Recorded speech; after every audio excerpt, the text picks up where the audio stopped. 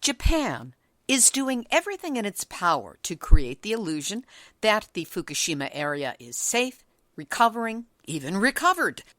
Anything to make it look well on the road to normal in time for you to book your flights and hotel rooms for the 2020 Tokyo Olympics. But then, someone who knows the area, speaks fluent Japanese, and is aware of the wide range of nuclear dangers posed in the area, goes on the ground for 4 days to find out what's there, and she tells you, generally, what we saw in the coastal towns of Hamadori today brought to my mind the Frankenstein monster. The government is putting on a show of resurrecting a being from a random collection of parts. They're stitching together so many different piecemeal ideas and ventures, and not one of them will successfully bring the area back to life. Well, when you hear something like that from someone who was there, a former journalist who saw it up close and personal and reports the truth of what she witnessed, you begin to understand more fully that you and I and everyone on Earth is in that awful seat that we all share. Nuclear hot seat. What are those people thinking? Nuclear hot seat. What have those boys been drinking? Nuclear hot seat. The corium is sinking. Our time to act is shrinking, but our activists are linking. Nuclear hot seat. It's the bomb. Welcome to Nuclear Hotseat, the weekly international news magazine keeping you up to date on all things nuclear from a different perspective. My name is Libby Halevi. I'm the producer and host, as well as the survivor of the nuclear accident at 3 Mile Island from just 1 mile away. So I know what can happen when those nuclear so-called experts get it wrong. This week, part 2 of an on-the-ground look at the current state of Fukushima Prefecture, 8.5 years after the triple nuclear meltdown happened there. Beverly Findlay-Kaneko traveled through the prefecture for 4 days, going right to the edge of and sometimes through the evacuation zone, talking with activists and locals, finding out what the Japanese government is and isn't doing with the contaminated lands that will host the first 3 days of the Olympic torch run, baseball and women's softball games, and house athletes. This is a very human look at the ongoing devastation of the nuclear accident at Fukushima.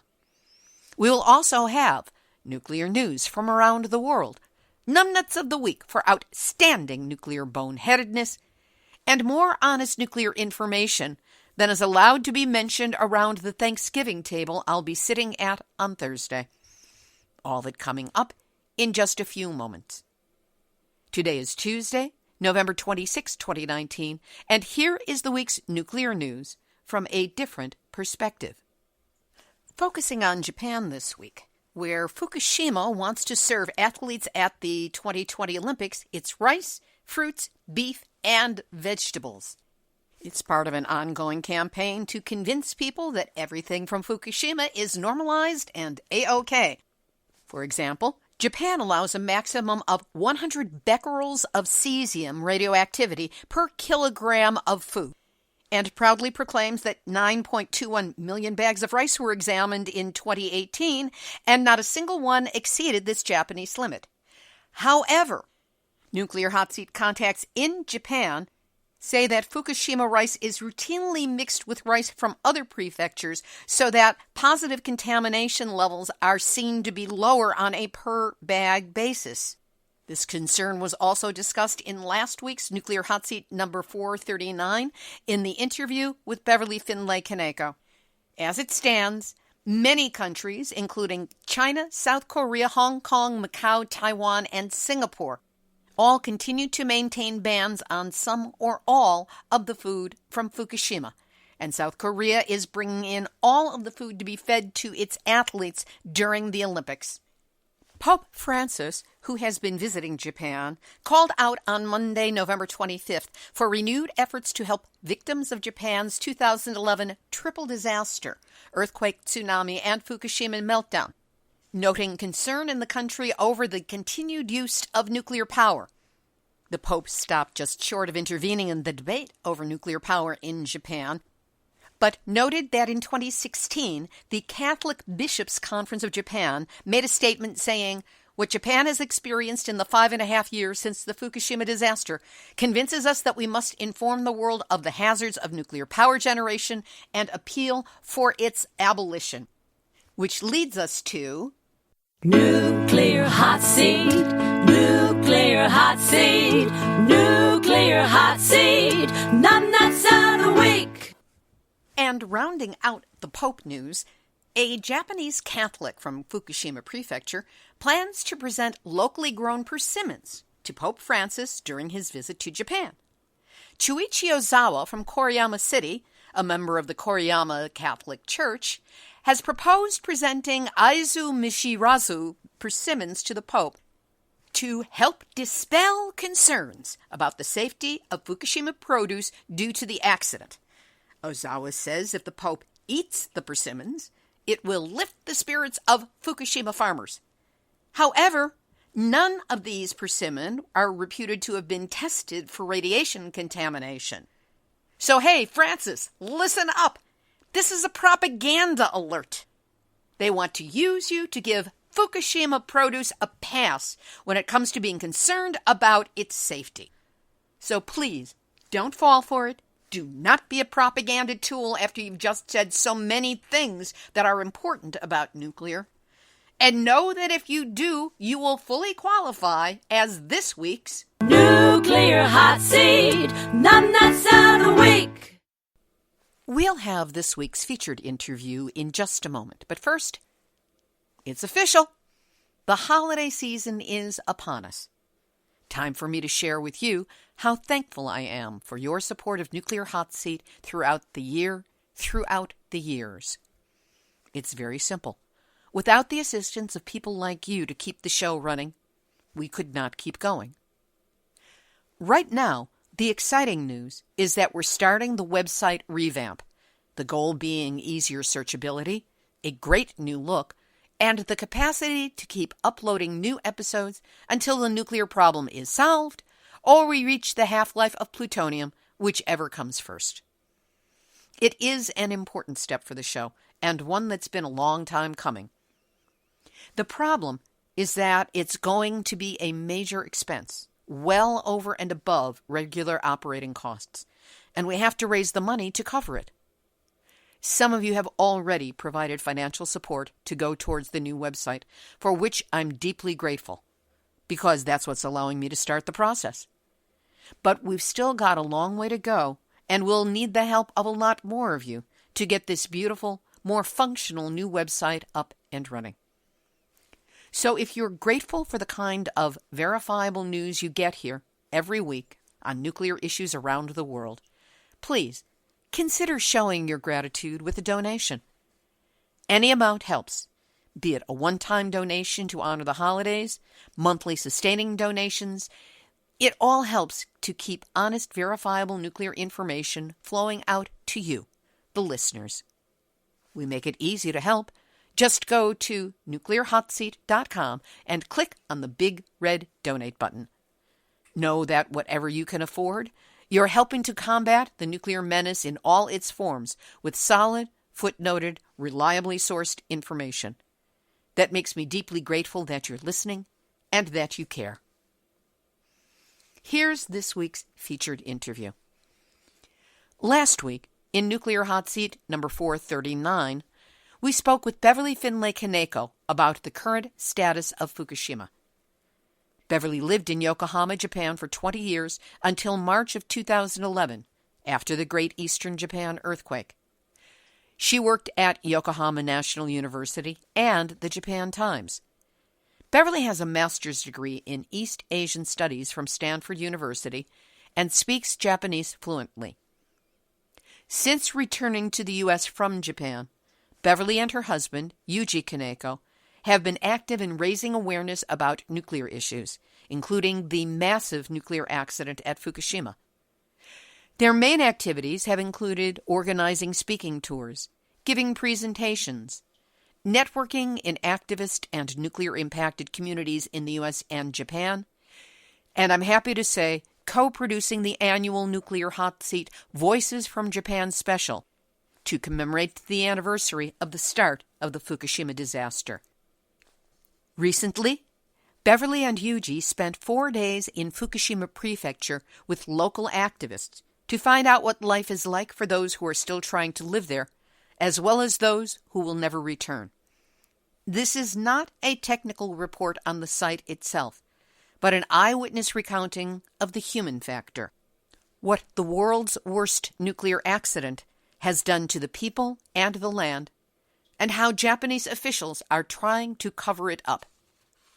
Part 1 of this interview, based on over 3 hours of conversation, ran in last week's Nuclear Hotseat number 439.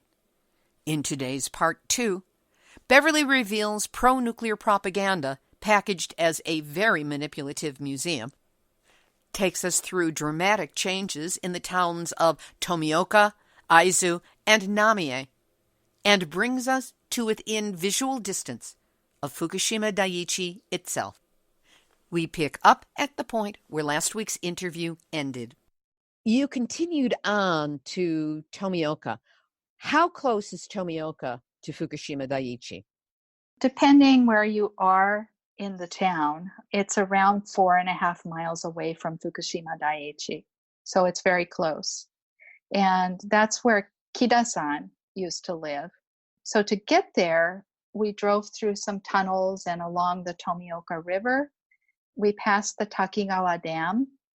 And as we passed that, Kida-san mentioned that Tomioka gets its drinking water from that river. And after the accident, she asked an expert, in quotes, about, your so-called experts, right? About the safety of the town's water because Fukushima's waterways were impossible to decontaminate and have been a pathway for further contamination due to runoff from the mountains and the forest. And she was told that cesium sinks to the bottom and drinking water comes from the top, so it's safe. But she didn't get an answer when she asked what happens when the water is stirred up during big storms and typhoons and so forth. It seems logical that much of that contamination has built up at the base of dams like Takigawa over the years. But she didn't get an answer as to what that would mean. No. To me, it means that if you were going to live there, you'd better have a good supply of bottled water from somewhere else. A couple minutes after that, there was a turn in the road and we pulled over to the side and Kida-san pointed through the trees at Fukushima Daiichi in the distance. So I actually saw the place with my very own eyes. It was there. It was just a few kilometers away. Was there any particular warning or were there barriers up or was there any direct connection or you just had a glimpse of it and then continued on? We just had a glimpse and continued on. I think that if you didn't know it was there, you wouldn't know. But of course, they knew because they're from there. So they wanted to point it out to us. As we approached Tomioka, the landscape started changing quite a bit. So up until this point, we had lots of paddy fields and people who were still trying to make a go of it, however futile it was. They were still trying to do things. But toward Tomioka, there were more and more weed-choked paddy fields, and it just really spoke to the neglect over the past 8 years. Ironically, quite a few enterprising farmers have elected to cover their fields with solar panels and sell the electricity to TEPCO. Interestingly, some of the solar farms were erected on pillars like you see here in Southern California in parking lots. So, a car or something can get underneath. Kida-san told us that that's so that the aging farmers that own the land can get under there with a tractor and clean out the weeds every so often. There's something so ironically perfect about Fukushima destroyed lands being used with solar panels and then selling the electricity to TEPCO.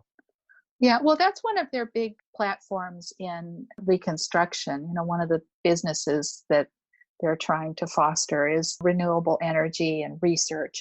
I think that that was a good thing, and it's too bad more of the places weren't covered with solar panels. um, Soon we arrived in Tomioka, and Tomioka is a former ghost town. It was reopened in April 2017 for repatriation. Yuji had been here before with Hida-san and Kida-san while this town was still in the exclusion zone. As a resident, Kida-san was able to enter for short visits to check on her home, but she couldn't stay overnight. At that time, all three of them wore protective clothing and masks, even inside Kida-san's home. And they were surprised by an Inobuta boar pig rooting around in the abandoned field across the street. On this trip, Tomioka gave the impression of a ghost town mixed with emergency department triage. The original population of 16,000 is only 1,000 after 2 years, and that number includes decontamination and reconstruction workers. During our time in the town, I saw very few personal vehicles and almost no regular people walking around. Almost everybody had a uniform on, from a police officer stationed at the Do Not Enter gate next to the exclusion zone, to pocket protector sporting engineers, to dozens and dozens of grubby construction workers. And aside from supermarket checkers, there were almost no women. The only child I saw, and this was really weird, was a little Caucasian boy there with his dad. Most of the houses were still empty, but there were some apartments that had men's laundry hanging on the balconies. Were you able to get to Kida-san's former house? Yes, and strangely enough, her house was occupied. She sold it cheaply a couple years ago to someone who gave her a story about having her own home destroyed in the earthquake and needing a new home. It was actually a scammer who was going around and buying up properties at fire sale prices from people who'd relocated. The house was remodeled inside and apparently sold to a company involved in reconstruction or decontamination, and it's now being used as a dorm. It seems so very odd to see that people were living in that house that just a few years ago was so contaminated that Kida-san, Hida-san, and Yuji had to wear protective gear and shoes indoors. We moved on from her house, got out and roamed around a little bit by the edge of the difficult to return zone, which was across the street from the area where it was okay for people to live. That's amazing that it's like an invisible line down the middle of the street. It's like, well, you can't live over there, but you can live over here. But is there really any difference? No, the radiation readings were the same on both sides of the street. It is really arbitrary. I think the main thing is there's a street there, and they have to have the streets open for the different trucks and things to get through. And so it's really, what does the map look like? What's the most convenient place to cut this off? It's really arbitrary. We saw an abandoned elementary school, and even though there are no kids there, they still have the radiation monitor in the middle, seeing how much atmospheric radiation there was. And for good measure, its reading was below what Hida-san's monitor registered. Of course. So Hida-san and Kida-san told us stories about homes and businesses being looted due to lax security in the exclusion zone. They were always spooked when they were visiting because of the threat of unwelcome visitors.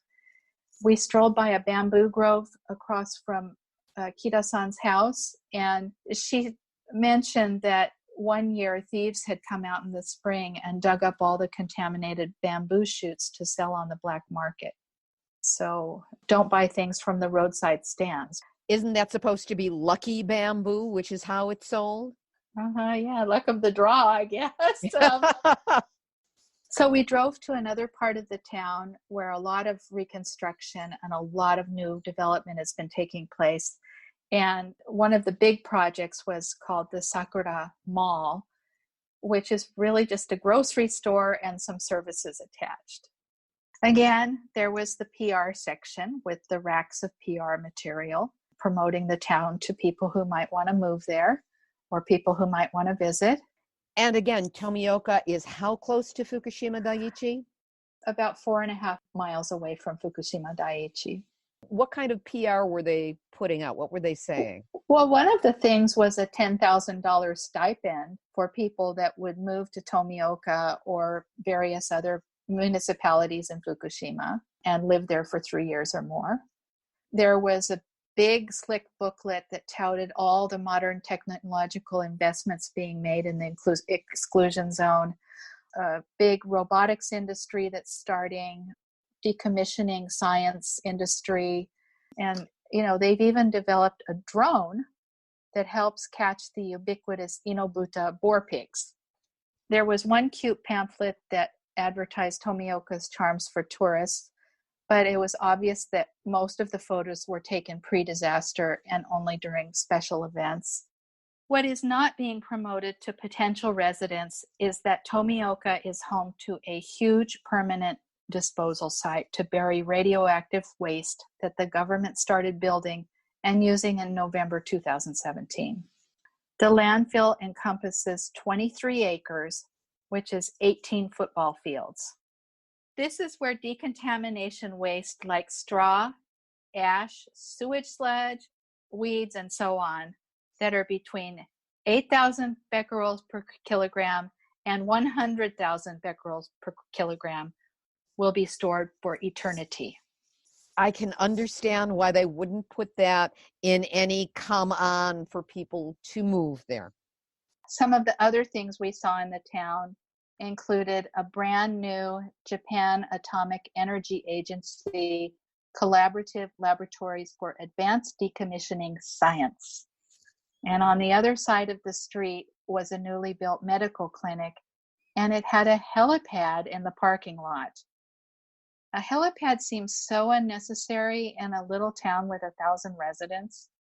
But if you think about the work that's being done 4.5 kilometers or 4.5 miles away, as well as the lack of actual working hospitals in the former exclusion zone, it makes sense. And we stopped for a few moments in the parking lot of a brand new, gigantic, fancy public library. There was a big sign advertising the Tokyo Olympics on the outside. Got to have people remember the central government is their benefactor. But instead of moms taking their kids in for story time, the only people going in and out were men in work clothes, perhaps to snooze for a while on their afternoon break, like so many zombies populating this nuclear ghost town. You continued to travel through this area, and you were on Highway 6. What was it like traveling along that route? Tomioka is on the south end of the exclusion zone, and Namie, which was our next stop, is on the north side. The only way we could get to Namie is to go straight through this difficult to return zone or the exclusion zone. We were on Route 6, which is a surface road, and it's east of the highway and closer to Fukushima Daiichi. At the entrance to the exclusion zone on the highway, there's a sign that orders you to stay in your car with the windows up. And there's a good reason for this, because inside the car, Hida-san's radiation monitor wavered between 2 and 3 microsieverts per hour for most of the ride. There was one gas station with a small rest stop along the way for people who have a serious mental block about planning ahead. I wonder about the people that work at that gas station. There are folding metal gates blocking all the roads that bisect Route 6 and all the entrances to parking lots so that curious people don't stray off the main drag. But given the amount of crime in the area, people do find their way into the exclusion zone at night, despite preventative measures.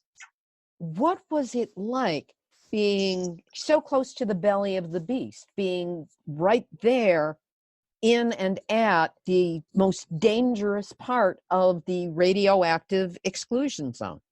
It was like a ride through Jurassic Park or the zombie apocalypse. Abandoned gas stations, restaurants, a home center covered with kudzu vines, pachinko parlors with no longer flashing neon lights. There was an idle rice mill. There were ramen shops with broken windows. There was a giant electronics store that had been slated to open just a few weeks after the accident. There were bags of contaminated soil strewn here and there for good measure.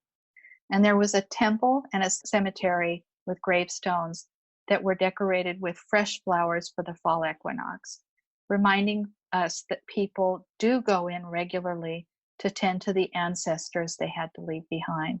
That was really sad. But overall, Route 6 was shocking, even after seeing so many abandoned properties and deteriorating businesses still on display in Tomioka. Finally, we drove past the guards at the northern edge of the stretch and arrived in Namie, which is about 4 miles from Fukushima Daiichi. Your destination was Namie, which is in what used to be the exclusion zone. Talk us through what that was like. Well, we didn't actually visit any village part of Namie, but the portion that we did visit was very sobering. Looking up from the shore of the ocean, there was a large flat area covered with weeds that was punctuated in the middle with a stand of dead tree trunks where there used to be a town. That area was completely flattened by the tsunami. And beyond the site of the former town was a small hill with a monument to tsunami victims. And then above that, there was a cemetery. The people that were able to run up this hillside in time, including a group of school children, were able to escape the ocean's grasp. Many others perished. Kida-san explained to us that the grave markers in the cemetery that didn't have dates were for those people who were never found. It's really sad because Namie was in the exclusion zone. There were many bodies that were lost forever because nobody could go look for them. So we went and paid our respects at the monument and looked out across toward the ocean. Unfortunately, the view at this sacred site is marred by a giant incinerator in the distance and fields of bags full of decontamination debris waiting to be dealt with. We drove down the hill to get a closer look at this, and all of those ubiquitous bags were piled row upon row, several layers deep. I'm sure your listeners have seen a million pictures of the same thing. Bags toward the bottom of the pile and around the edges had burst and disintegrated. Their toxic contents were spilling and turning into mud in the light rain. Weeds poked out here and there.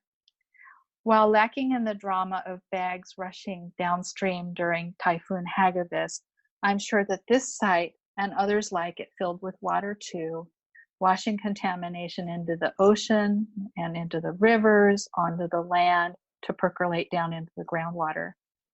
Given how desolate the landscape is by your description, do any people actually still live in Namie?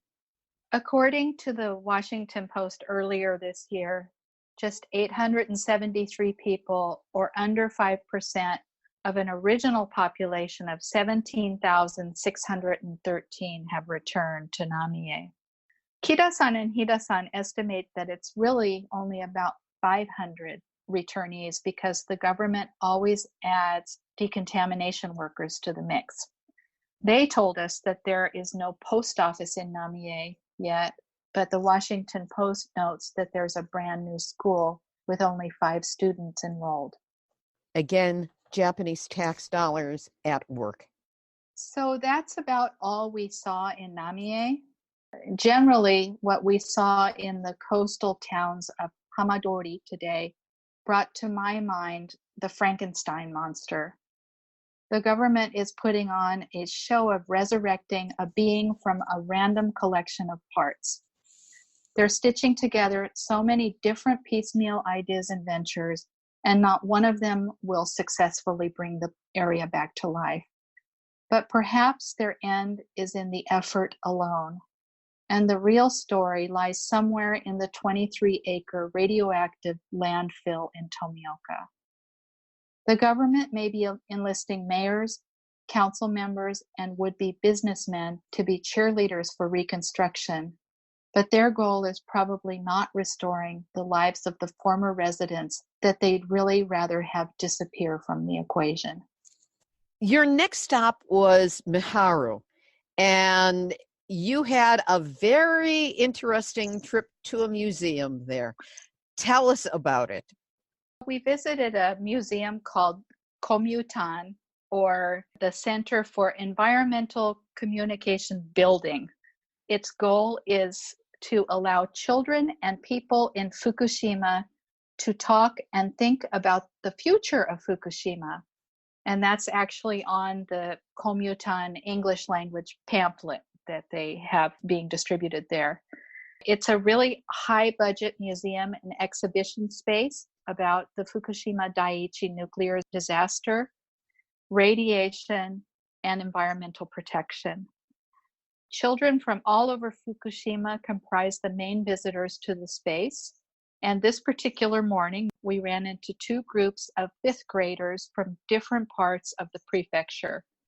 There was also a prefectural international relations coordinator. He was a young guy from New Zealand, and he was escorting a couple of teachers from New Zealand around the space.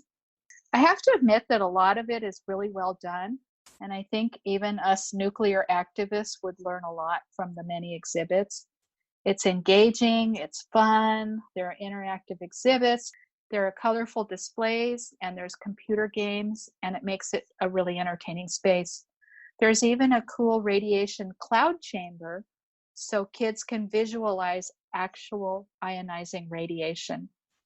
It would be a really terrific asset to a teacher who guides her students with critical thinking activities after their visit there. Unfortunately, this is not what we witnessed on the day that we visited. Both groups were ushered through the museum by guides. The teachers remained quiet at the back, and none of the kids asked any questions. As a former teacher myself, I actually felt a little awkward lurking around the edges and eavesdropping, especially with Yuji and Hida-san simultaneously grumbling and taking pictures of the kids. First, the kids watched a film about the nuclear accident in a space that was surrounded with enlarged newspaper front pages from the time of the accident.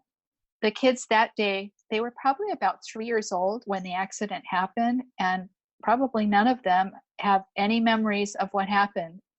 For them, it's a history lesson. There's no grounding in reality, except for maybe the periodic thyroid screenings that they all have to undergo. I don't know if they connect that at all.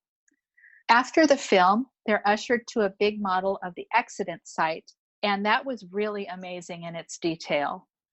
The guide, who was an older gentleman that had a really appealing storyteller style, did a really great job of simply explaining how and why the accident happened and what the result was. After the history lesson, the guide took the children to the radiation lab area and the Environment of Fukushima Now section. The radiation lab has all kinds of goodies like the cloud chamber and radiation monitors, and the guide gave a really good explanation of the types of radiation. I really had no problem at all with what he was saying until he asked everyone who eats healthy food to raise their hands, and then everyone who plays and gets a lot of exercise to raise theirs, and everyone who gets a good night's sleep to raise theirs. All the kids' hands popped up, and they said hi in unison to each question. Good, said the guide. People who lead a healthy lifestyle are not affected by radiation. Did you pop off at all when you heard this? Did you have any reaction that others could note? I think my jaw dropped and I had to walk away and go and look at something else. I had heard about this kind of thing happening, but to actually see it happen in front of my very eyes, it was just unbelievable.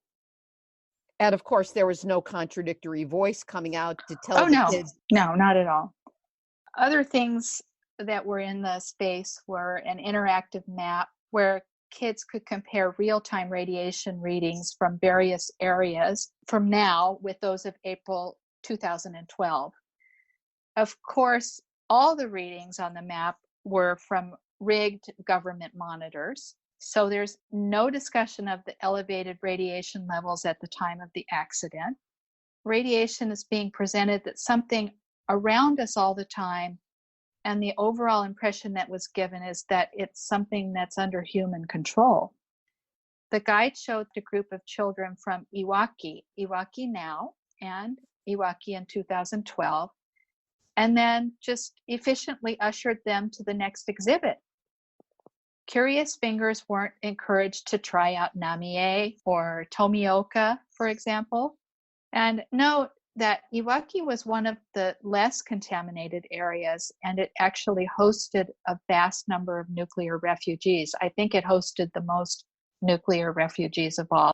It's south, one of the furthest south towns along the coastline, one of the lower areas of radiation.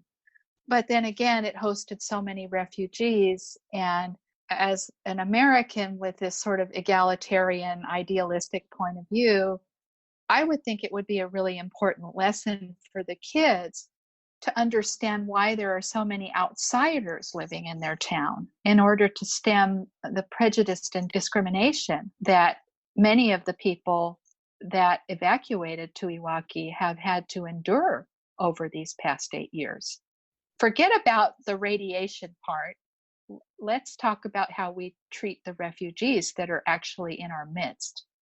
And that lesson wasn't even there. While we're on the topic of maps, there's really a disturbing trend in Fukushima PR materials that hints toward the disappearing of towns in the exclusion zone. An English brochure from Komutan on quote unquote eliminating the negative reputation impact is a good example. There's a map of Fukushima Prefecture with various towns and their radiation levels highlighted. None of those towns are the ones that were in the exclusion zone or adjacent to the exclusion zone. It's as if those places simply never existed. And of course, there's also a superimposed world map to show how much more radioactive other cities in the world are. And Seoul, Korea, is shown to be even more radioactive than anywhere in Fukushima. Koreans are always a special target of scorn in Japan.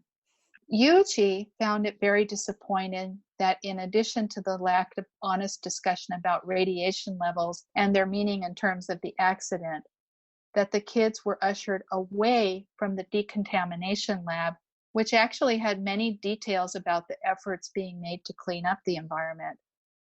It was all there for them to see, but why worry their little minds with the fact that radiation is not our friend and that we have to clean it up and put it away for a very, very long time.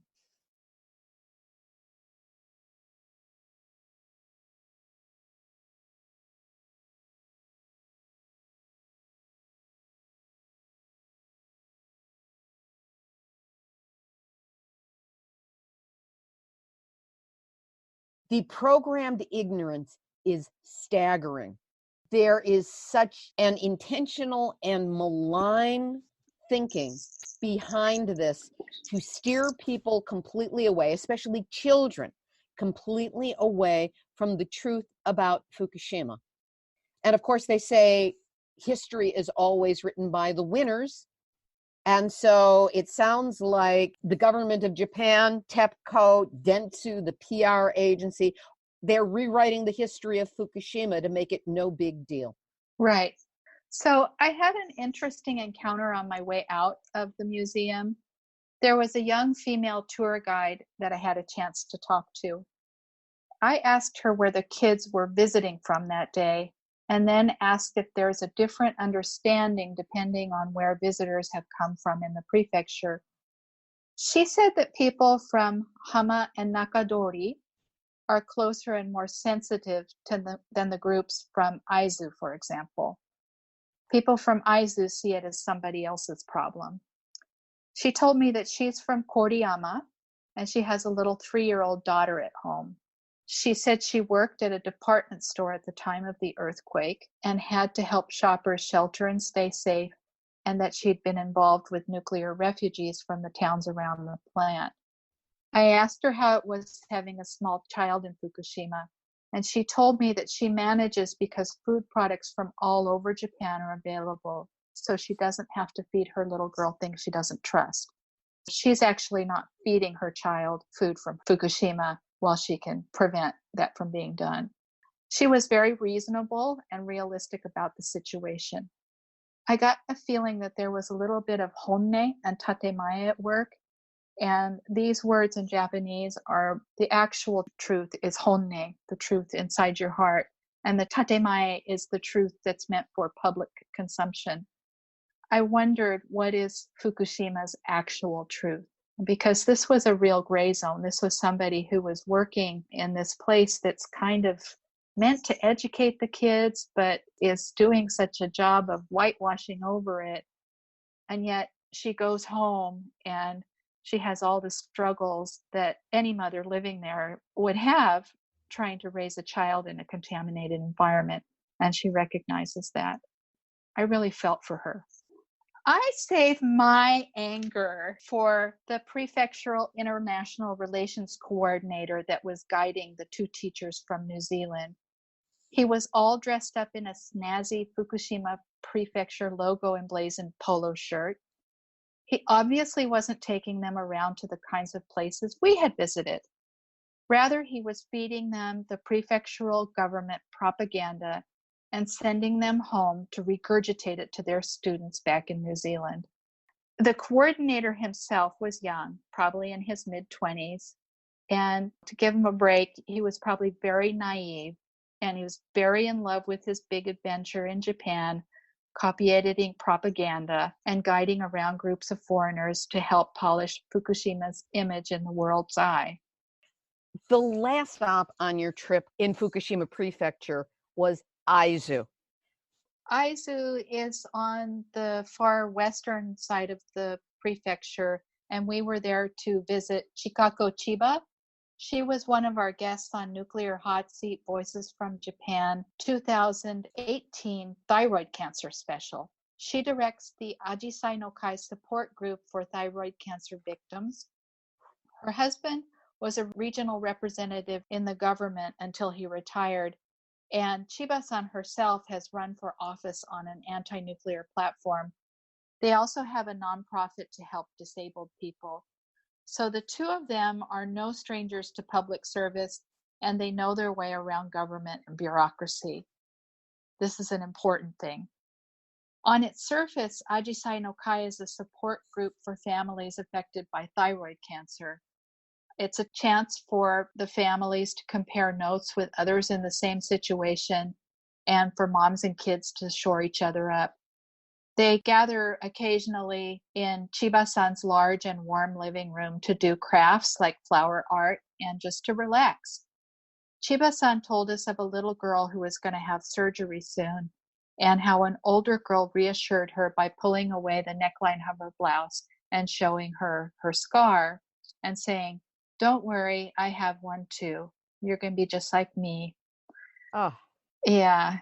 At least it helps to know somebody, you know, that you've been playing with has gone through it, and you're going to come out okay on the other end. Right, but what a sad thing for children to have to do for each other. Yeah, exactly. Chiba-san's service goes further than just the get-togethers, though. She helps moms approach the prefectural government with problems, and she also does speaking engagements to raise awareness. She advocates for better treatment for victims. I kind of think of her as a little bit of an Erin Barakovich type. The trouble is that even with the number of thyroid cancer patients found by the government screening survey reaching 273 as of last year, the government keeps insisting that there's no connection with the nuclear accident. We covered many of these same arguments in Nuclear Hotseat number 350, which aired on March 6th of 2018. That'll give you all the details if you wanted to listen to that. With another 18 patients recently documented by the 311 Fund for Children with Thyroid Cancer just this year, the total is now 291 known cases in Fukushima. The children uncovered by the 311 Fund demonstrate a big problem that's engineered into the Fukushima Prefecture Health Survey. Some families go for treatment outside the auspices of the survey, and they're not counted. They seek treatment through national health insurance at hospitals of their own choice. And sometimes it's precisely because they've sought second opinions from doctors unrelated to the Fukushima Medical University and the health survey, because they didn't actually trust the results. Another problem with the survey is that children who are classified for further observation are siphoned off to outside hospitals and dropped from the survey altogether. Chiba-san told us that the number of quote-unquote further observation children has reached 3,500. And if they do finally receive a cancer diagnosis, they will not be counted in Fukushima's total. That's so unfair. Yes, it's disappearing people again. So the potential cancer victims have been disappeared from the picture of the health effects of the nuclear accident on children's health. And everybody is touting this as the study with all of the empirical evidence that we need to show the whole situation, when it's actually just completely erasing a huge part of the picture. The purposeful, improper tracking of thyroid cancer does more than downplay the statistics. It's a very real problem for parents seeking treatment for their kids, and for young adults who may develop the disease later or have to deal with the ongoing effects of being a cancer survivor. It places the burden of care for a disease caused by a corporation and the government on the victim and his or her family. Chiba-san said that the paperwork and red tape faced by these families is horrendous. Sometimes the prefecture denies treatment ordered by doctors outside the parameters of the survey, all while they force the further observation patients to find outside medical care. This seems particularly unfair because Japan has a system of quote-unquote benefit notebooks for various medical issues and disabilities. So in Japanese, they're called techo, and techo is kind of a notebook or a little folder. So for example, there's a mother-child notebook called a boshi techo for newly pregnant mothers and their babies, and it has coupons for vaccinations and checkups, and there's places where the doctors can keep your vaccination schedule and keep track of things in there. There's a disabled person's notebook that has various benefits like discounted highway tolls and train fares for the handicapped. There's a hibakusha notebook for victims of the Hiroshima and Nagasaki atomic blasts. So those people have always had their care tracked in these notebooks. And there's also an evacuee's pass with perks for people that had to abandon their homes in the Fukushima exclusion zone. But there's no such thing for the thyroid cancer victims. So they've got everything, and it's just up to them to keep track. Chiba-san often goes to the prefecture to back up young mothers dealing with the unthinkable in a society that looks down on people that push back. She helps them advocate for themselves. She encouraged one frustrated mother recently to put her thoughts in a letter to the prefecture. Her child was in the 9th grade at the time of the accident, so she's a young adult now. The prefectural officer that received the letter said that it was the very first one that they'd ever received.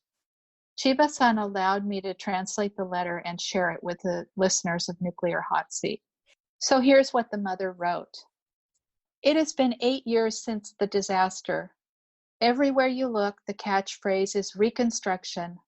But at our house, we still cannot see the future because we are battling with uncertainty. My child was diagnosed with thyroid cancer by the prefectural health survey, and the whole thyroid was removed. Even so, the condition remains the same. Every 3 months, we go to Fukushima Prefectural Medical University for blood tests. And every time we get our hopes up a tiny bit, only to be crushed by the results. We feel betrayed and come home in a depressed state. On top of the emotional damage we have sustained, the convoluted nature of the medical support system is a huge struggle in itself. Every time we receive treatment, we have to save the receipts and doctor's visit forms just in case we need them to get approval from the Fukushima Prefectural Medical University for treatment. All of this takes time. We have to provide copies of all receipts and forms, and if there's any small detail amiss, we spend hours on the phone trying to sort things out. Keeping records is so much of a hassle. Something like a booklet system would be extremely helpful. Right now, I'm still helping my child with record keeping, but I think in the near future, as a young adult, my child will probably not continue to keep proper records because it's such a hassle. I strongly hope that you'll consider making it easier to deal with the paperwork. Furthermore, there are many people who complain loudly about the disadvantages of the prefectural health survey. There are no disadvantages to continuing the survey. Rather, it would be much worse not to discover cancer until its later stages. There's the idea that thyroid cancer isn't fatal and that it's a mild form of cancer. But the people that say that obviously don't understand what it's like to have cancer. Even if it's not life-threatening, after surgery, one suffers many periods of ill health. Also, one's immune system doesn't function properly. I wish people would stop playing down the effects of thyroid cancer. Thank you for your time. Such a polite letter for such a devastating situation. So, having come through such an intense journey over the 4 days that you were traveling up to and through Fukushima Prefecture, what do you come away with? I felt that Fukushima is a study in contrasts and contradictions. More than once, I felt my hardened anti-nuclear activist views being challenged by what we saw and the people we talked to. We were able to see the government's push to rebuild, repopulate, and revitalize areas that probably should never have been reopened, and actually weren't in equally contaminated areas in Chernobyl. We were able to see earnest attempts on the part of people who have returned to their villages to bring their villages back to life. There was both black and white, but there were many gray areas, making it really hard to be judgmental.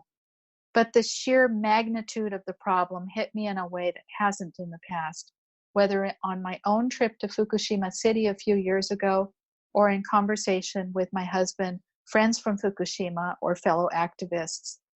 The money, the effort, the waste, and the destruction spreads across a large area. The accident site is like a cancer that has metastasized across Fukushima's topography, resisting attempts to resuscitate the surrounding villages and restore them to their former condition. Beverly, this has been the equivalent of being on tour with you through Fukushima to see it in such detail and so close to the ground, which is where the truth actually lives. Yes, well, I hope someday you will come with me on tour to Fukushima. We'll discuss that off interview. Okay. But for now, Beverly Findlay-Kaneko, the work you've done, the clarity you're bringing, and the joy I have in working with you as a collaborator to bring forth the truth of what's happening in Japan, and especially for the people in and around Fukushima. I want to thank you for being my guest again this week on Nuclear Hotseat. Thank you very much, and thank you so much for always letting these voices be heard, the ones that normally wouldn't be heard in an English-speaking environment. We really appreciate it. Beverly Findlay-Kaneko, reporting on her recent journey to and through Fukushima Prefecture. Photos taken by her husband, Yuji Kaneko, are on our website, nuclearhotseat.com, under this episode, number 440, and last week's episode, the start of this interview, in episode number 339. Here's today's final thought, and it's taken from a post that I caught online that says much about the background of this week's holiday in the United States and some thoughts that Native people would like us to have while we are eating our turkey or tofurkey. It wrote, "It is said that history is written by the victors, And so we come to the annual American holiday of Thanksgiving. As many prepare for a day shared with family and friends, please understand that it is a day of grief for Native Americans. Thanksgiving is a brutal reminder of the genocide of millions of Native people, the theft of Native lands, and the relentless assault on Native culture.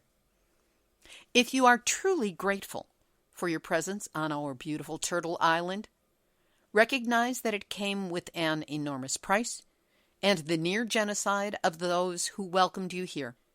In the memory of all those who died, honor their descendants and give prayers with apologies and compassion. Most of all, help stop pollution and take care of our Mother Earth so we may all live in a good way. To which I can only add, to honor the planet and the people, native and otherwise, in this country and all others. Please work to stop nuclear in all of its forms. This has been Nuclear Hot Seat for Tuesday, November 26, 2019. A reminder that Nuclear Hot Seat is now available on all of your favorite podcast platforms. So what are you waiting for? Subscribe. And if you would like a guaranteed way of getting the show every week, go to the website, nuclearhotseat.com, scroll down to the yellow box, and fill it out. It's just going to ask for your first name and your email address. And what that will do is put you on the database to receive one email a week. I don't bug you. Just one. And that will have the link to each week's episode and a short description of some of what's in it. Now, this is mostly a one-woman band over here. So if you've got a story lead, a hot tip, or you know of something that I should be covering, send an email to info@nuclearhotseat.com with that information. And know that I'm open to others working with the show and coming up with stories in their own communities that we can carry on air. So if you would like to be an internet reporter and come up with a story that we can possibly use, again, email me, let's talk. I'm always open to including other people in the flow of information so that we can be as up-to-date and as clear as possible. And if you appreciate weekly verifiable news updates about nuclear issues around the world, take a moment to send a donation of any size to nuclearhotseat.com. We will really be grateful for your support. This episode of Nuclear Hot Seat is copyright 2019, Libby, Halevi, and Hardestry Communications. All rights reserved, but fair use allowed as long as proper attribution is provided. This is Libby Halevi of Hardestry Communications, the heart of the art of communicating, reminding you that propaganda that minimizes nuclear radiation impact is meant to make you feel safe. But words don't change scientific facts. And when the words try to take you off your nuclear awareness, they just expose you to dangers that you cannot escape. There you've got it. You have just had your nuclear wake-up call. So whatever you do, don't go back to sleep, because we are all in the nuclear hot seat. Nuclear hot seat. What are those people thinking? Nuclear hot seat. What have those boys been drinking? Nuclear hot seat. The corium is sinking. Our time to act is shrinking, but our activists are linking. Nuclear hot seat. It's the bomb.